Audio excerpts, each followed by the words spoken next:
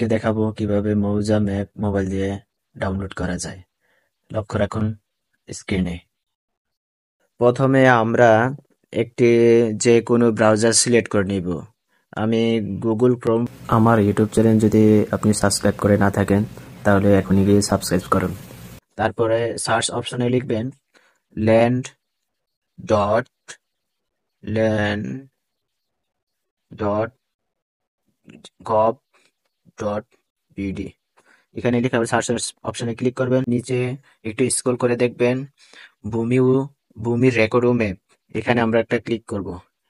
এখানে ক্লিক করার পরবর্তীতে আপনি কোন ধরনের ভূমি রেকর্ড চান, সার্ভে খতিয়ান নাকি নামজারি খতিয়ান নাকি মৌজা ম্যাপ। আমরা প্রথমে মৌজা ম্যাপ দেখবো। মৌজা ম্যাপ দেখবো। প্রথমে মৌজা ম্যাপ ক্লিক করার পরবর্তীতে আপনারা ক্লিক করবেন। সর্বপ্রথম সিলেক্ট করবেন বিভাগ। আপনারা কোন বিভাগের। আমি চট্টগ্রাম বিভাগের, চট্টগ্রাম সিলেক্ট করলাম।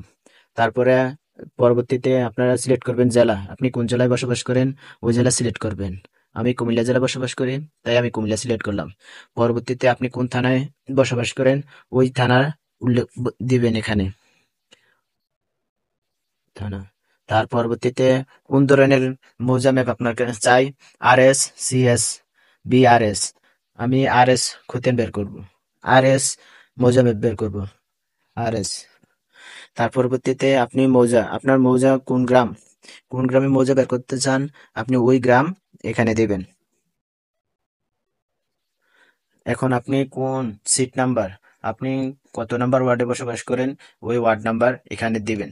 দেওয়ার পরবর্তীতে আপনি এখানে ডাবল টাচ করবেন। সো এর মধ্যে ডাবল টাচ করবেন, তখন আপনার মৌজা ম্যাপটা আপনার চলে আসবে। ওইখান থেকে আপনি ডাউনলোড করে নিতে পারবেন।